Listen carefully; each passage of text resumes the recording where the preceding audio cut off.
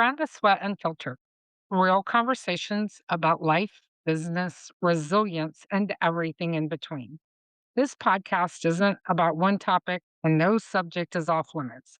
Life is complicated, people are complicated, and sometimes the best lessons come from the hardest experiences. I'm Rhonda Sweat, wife, mom, entrepreneur, real estate addict, and someone who has learned a lot of lessons the hard way. Here, we talk about the real side of life, the wins, the mistakes, the rebuilds, and the truth most people are afraid to say out loud. Welcome to Rhonda Sweat Unfiltered.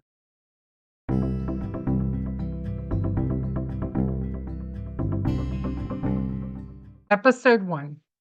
Own Your Narrative.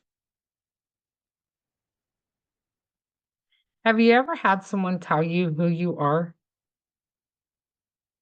Have you ever heard a story about yourself and you didn't even recognize the person they were describing? Not because it was true, but because it fit their fabricated narrative. I've had people call me things I never was. I've had people question my experience in an industry I've lived in my entire life. I've had people create an entire version of me that didn't even exist. And for a long time, I let it get to me. But here's what I learned the hard way. If you don't own your narrative, someone else will. And they won't tell your story the way it actually happened. Today, we're taking that power back. I want to start with something simple, but it stuck with me.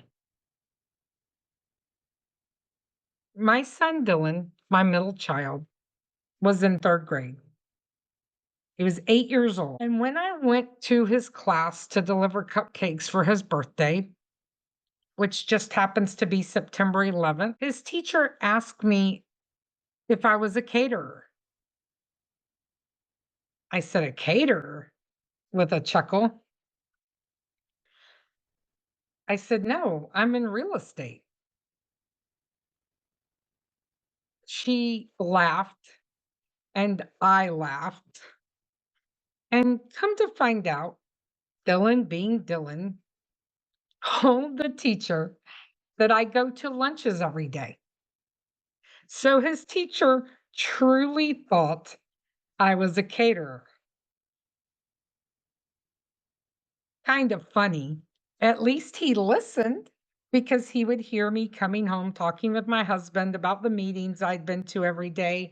And usually they were business lunches. And I remember thinking, wow, that is hilarious. Not offended, not upset, just that's how easy it is. She saw a caterer. She heard lunches and she created a story. Dylan did not use the word caterer. Now, that one's harmless, right? But it doesn't always stay harmless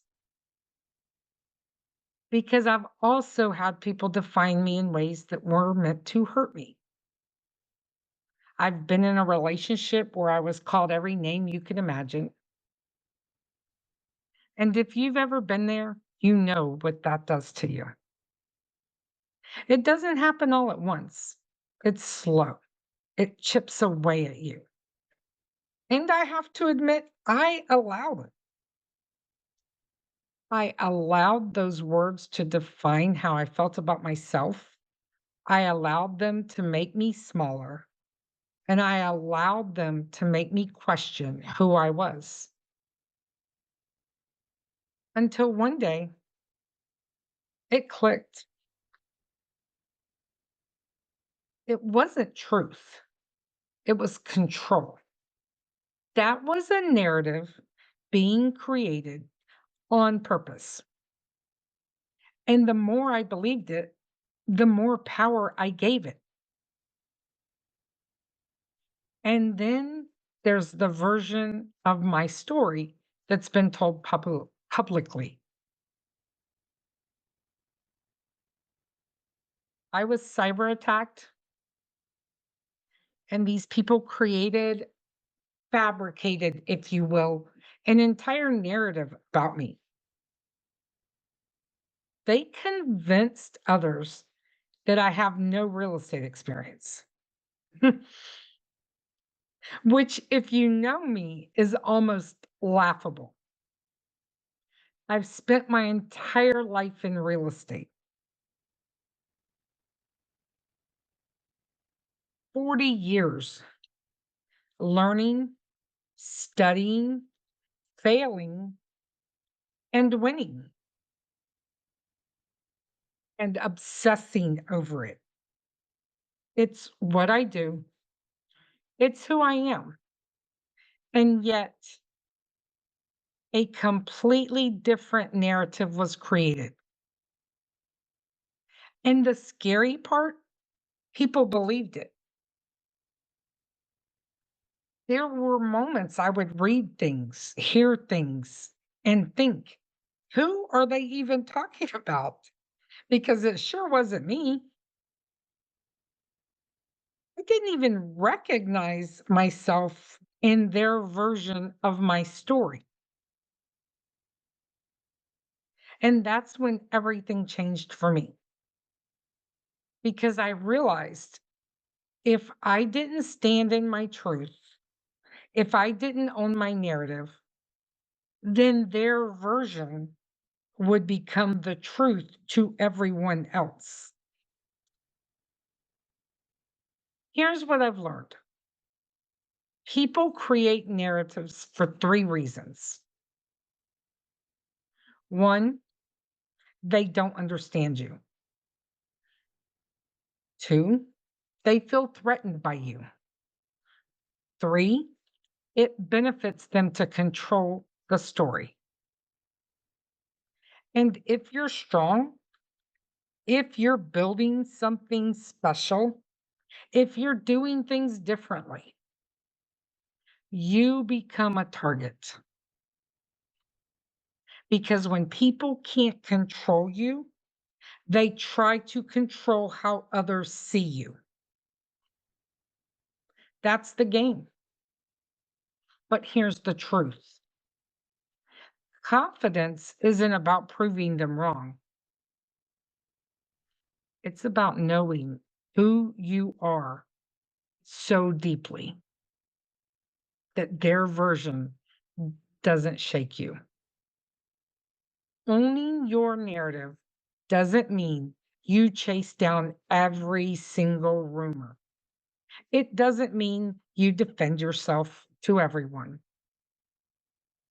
It means you live your truth so consistently that the right people see it without explanation. So let me ask you something. Who is controlling the narrative in your life right now? Is there someone whose opinion is shaping how you see yourself? Have you ever believed something about yourself just because someone else said it enough times? What would happen if you stopped caring about their version of the story? What would your life look like if you fully stepped into who you actually are?